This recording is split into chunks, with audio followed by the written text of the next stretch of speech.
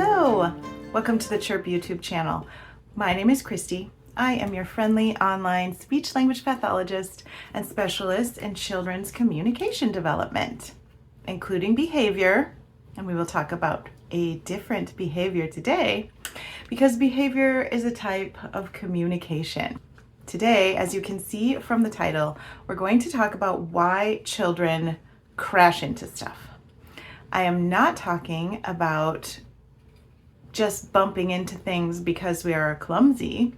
I'm talking about those situations where children purposefully beeline towards something, crash into it at high speed.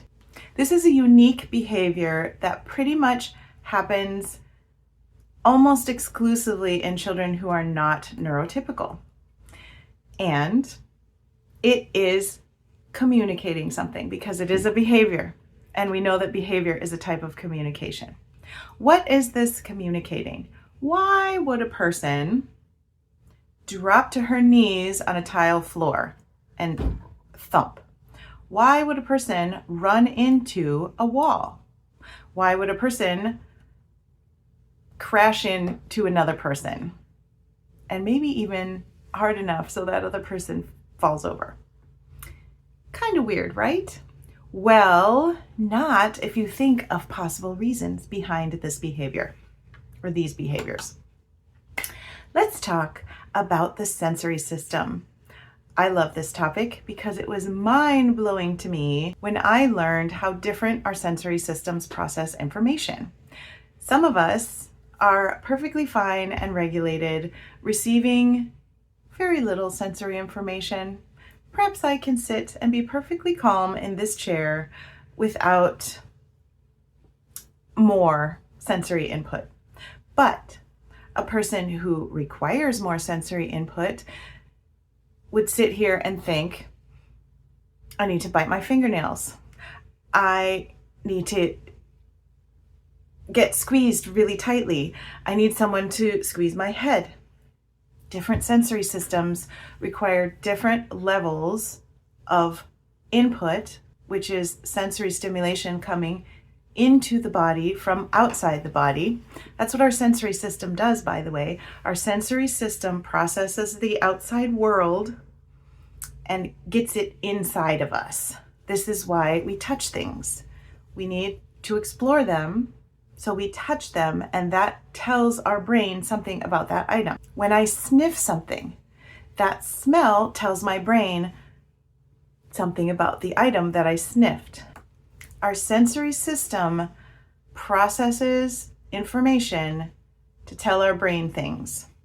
And sometimes people's sensory systems are tuned a little bit differently than other people's so that they need extra, sometimes less, but often more sensory input in order to stay calm and regulated. A child trying to get extra sensory information by crashing into someone is an example of this.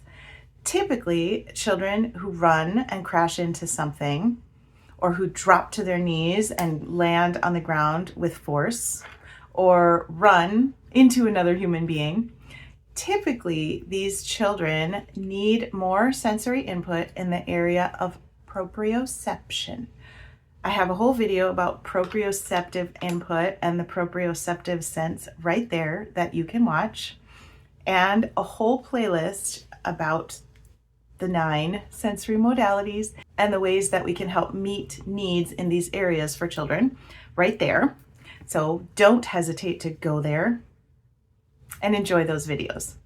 In the meantime, proprioceptive ability is the ability to get information through our joints and our muscles and our tendons. The kind of information we get is about pressure. And a lot of children need a little extra pressure. Think about what we do with babies when they're very small. We swaddle them. We wrap them up tightly in blankets. This gives them a sense of being safe. It helps organize their sensory system so that they can function better, so that they can keep themselves calm, so that they can learn to engage and learn from the world around them and relate to human beings. Sometimes we don't grow out of that need for a swaddle or some extra squeezing, some extra pressure on our bodies. And sometimes, even if we mostly grow out of it, we still benefit from a little extra proprioceptive input. Sometimes you might want to hug, not because you need the emotional support as much as because you actually need to be squeezed. And sometimes it's nice for someone to just sit on you and give you some extra pressure. Some other ways that you can provide this need. Now, running and crashing into the wall can be dangerous. It can hurt the wall, it can hurt the child. Dropping to their knees and crashing onto a tile floor, it might meet some proprioceptive needs, but it also can damage your knees. If there are better ways to meet these needs, and there are, then we should probably try to meet these needs for these children in alternate ways. One of those ways, of course, is a trampoline. Trampolines offer a lot of proprioceptive input in a safer way. Children can still fall off. Children can still jump off and crash. But if we offer the trampoline, encourage the trampoline multiple times a day, the child is more likely to use the trampoline to meet those needs than falling to her knees on a tile floor or crashing into a brick wall, because it's less painful, but they're still getting their needs met. Another option is to actually squeeze the child regularly. Sometimes pressure on the head is pleasant. You got to keep your eyes on what the child does enjoy and doesn't enjoy. Sometimes squeezing the hands is nice. There also is something called a body sock that the child gets in, and it offers resistance. So the child can push against the sock. The child can see out, but we can't really see in. So it's also kind of nice if children need a little time by themselves. But they can push against the body sock, and it offers resistance. And we're looking for pressure, things that are going to provide pressure to the child's body. That's probably what the child is looking for when she's crashing into things. Also, if you're at home, take some pillows off the couch, put one on the floor, put the child in the middle, put another one on top. You have a little sandwich, and you can sit down on it and offer your own personal pressure as a little additional help for that child's sensory system. You can also do burritos with a blanket, wrap the child up, swaddle the child pretty tightly in there. Of course, leave room for breathing. And if the child goes, ugh, you probably wrapped him a little too tight, or you're sitting on the wrong part. Please be careful. Obviously, we care about our children's safety. So playing around and offering other sensory experiences is wonderful, and I approve. And we want to be careful at the same time so that it's a positive experience for everyone. There is another option when we talk about running and crashing into things. There is also the vestibular sense. You can find a video about that right here.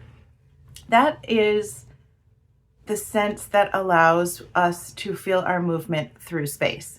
So if the activity the child enjoys is more about the running than the crashing, if it's more about the falling through space than the crashing on the knees, then it might be a vestibular need that she is trying to meet. If that's the case, then we can do activities that meet vestibular needs, such as swinging, such as walking, running, such as the trampoline. Once again, the trampoline meets all sorts of needs because you are moving through space as you jump, and you are bouncing and providing input to your feet as you are jumping. So it's good for lots of reasons. Check out those other videos that I mentioned and try to meet those proprioceptive and vestibular needs in ways that are safer and a little bit more typical. And I think you will find your child probably doing a little bit less crashing in ways that are painful and less safe. But of course, these behaviors are a type of communication. Your child might be communicating, I need more proprioceptive input. I need more vestibular input. And if that's the case, there are some things in this video you can do. But of course, I also recommend you should get a sensory specialist involved. A sensory smart occupational therapist is probably your best bet. I know they're difficult to find, but it is a good idea. I hope you learned something in this video and that you have a plan for moving forward with your own child's crashing behaviors. And I'll see you in the next video. Thanks for being here. Bye.